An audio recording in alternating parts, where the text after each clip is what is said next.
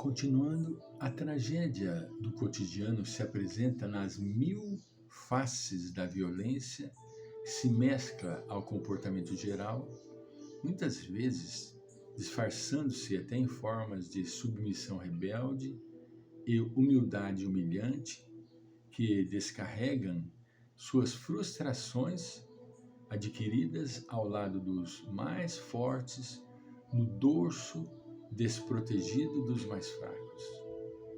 Os conteúdos psicológicos mantenedores do equilíbrio fragmentam-se ao choque do cotidiano agitado e desestruturam o homem que se asselvaja ou foge para a furna sombria da alienação, considerando-se incapaz de enfrentar a convivência difícil do grupo social, igualmente superficial, interesseiro, despreparado para a conjuntura vigente. Graças a isso, os indivíduos fracassam ou enfermam, atritam ou debatem-se, enquanto os crédulos ressuscitam os mitos das várias crendices de males feitos, de perseguições da inveja, do ciúme e do despeito, ou arregimentam argumentos destituídos de lógica para explicarem as ocorrências mal sucedidas danosas. Olha que meio social que a gente acaba envolvendo. Certamente sucedem tais perseguições, busca-se o mal-fazer, campeiam as paixões inferiores que são pertinentes ao homem ainda em estágio infantil, na sua evolução, sem que seja mal. Certamente sucedem tais perseguições, busca-se o mal-fazer, campeiam-se as paixões inferiores, que são pertinentes ao homem, ainda em estágio infantil da sua evolução, sem que seja mal. Mesmo ele não sendo mal, ele tem todos esses elementos entristecedores. A sua aparente maldade resulta dos instintos agressivos, ainda não superados, que lhe predominam na natureza animal em detrimento da sua natureza espiritual. Essa luta que nós estamos vendo aqui, dito por Joana de Ângeles, que é travada entre nós mesmos, o eu inferior e o eu superior. Nós trazemos isto, infelizmente, de maneira entristecedora.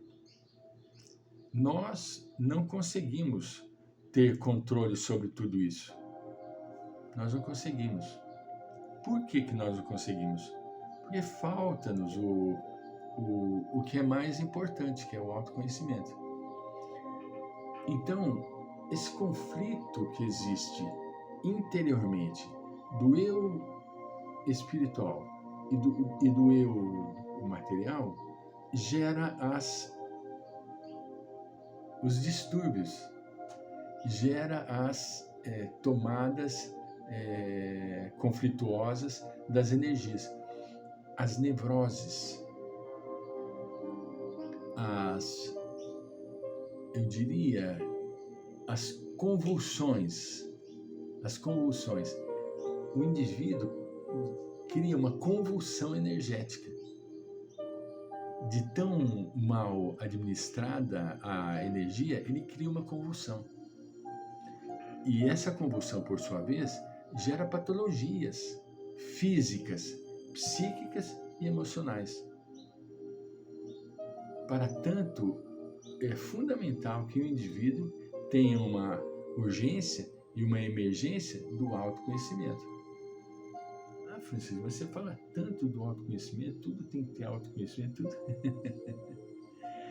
mas é a resposta para tudo, resposta para todos os nossos males. É nós nos conhecermos.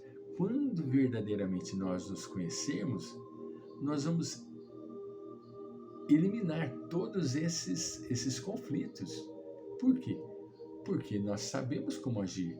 Eu vou saber que eu não devo agir assim, e nem assado, e nem mexer aqui, nem mexer ali. Eu vou ter a sapiência desenvolvida, não é? A sua aparente maldade resulta dos instintos agressivos ainda não superados, que lhe predominam na natureza animal, em detrimento da sua natureza espiritual. Essa luta predomina o instinto maldoso. Em toda e qualquer tragédia do cotidiano, ressaltam os componentes psicológicos encarregados da desestruturação do homem nesse processo de individuação para adquirir uma consciência equilibrada, capaz de proporcionar-lhe paz, saúde, realização interior, gerando no grupo social o equilíbrio entre os contrários e a satisfação real da convivência não competitiva, no entanto cooperativa. Olha que coisa fantástica, né? Ele vai conseguir fazer com que haja se equilibrando, ele vai conseguir fazer com que haja essa convivência não competitiva, e sim cooperativa. Nós vamos entrar agora no terceiro e último item, quinto e último item, que trata do homem moderno. Buscando enganar a sua realidade mediante a própria fantasia, o homem moderno procura a projeção da imagem sem o apoio da consciência.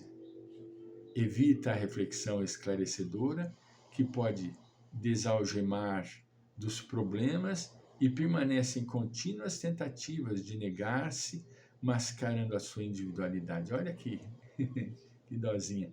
O ego exerce predominância no seu comportamento e estereotipa fantasias que projeta no espelho da imaginação. Veja bem, o ego é que vai fazer com que ele venha a buscar a sua realização e trazer-lhe maior sofrimento. Irrealizado, porque fugindo do enfrentamento com o seu eu, transfere-se de aspirações e cuidados a cada novidade que depara pelo caminho. Não dispõe de decisão para desmascarar o ego, por temer petrificar-se de horror, qual se aquele fosse uma nova Medusa, que Perseu, e apenas ele, venceu, somente porque a faz contemplar-se no escudo espelhado que lhe dera Atena. Olha que comparação graciosa que Joana de Ângeles faz.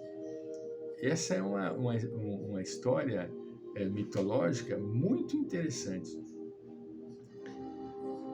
Não dispõe de decisão para desmascarar o ego, por temer petrificar-se de horror. Olha, qual se aquele fosse uma nova Medusa, que Perseu, e apenas ele, venceu, somente porque fez contemplar-se no escudo espelhado que lhe dera Atena. Essa historinha é muito interessante.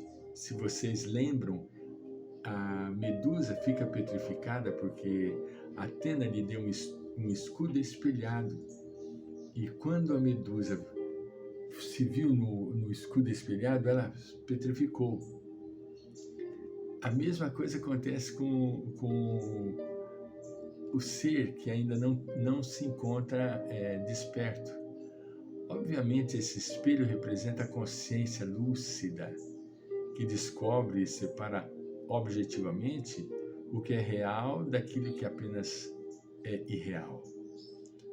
Nesse sentido, o ego, que vive e reincide nos conteúdos inconscientes, necessita de conscientizar-se, desidentificando-se dos seus resíduos emergentes. O homem vive na área das percepções concretas e, ao mesmo tempo, das abstratas. A cultura da arte faz que ele se porte, ora como observador, ora como ser observado, e ainda o observador que se observa a fim de poder transformar os complexos ou conflitos inconscientes em conhecimentos que possa conduzir senhor da sua realidade, dos seus atos. É fantástico a luta que o homem trava consigo mesmo. A luta que ele trava consigo mesmo. Ele tem medo de, como ocorreu com a Medusa, se petrificar diante da realidade da sua existência. Veja a comparação. A Medusa e o ser. Ele tem medo de se petrificar diante da sua visão. Voltaremos.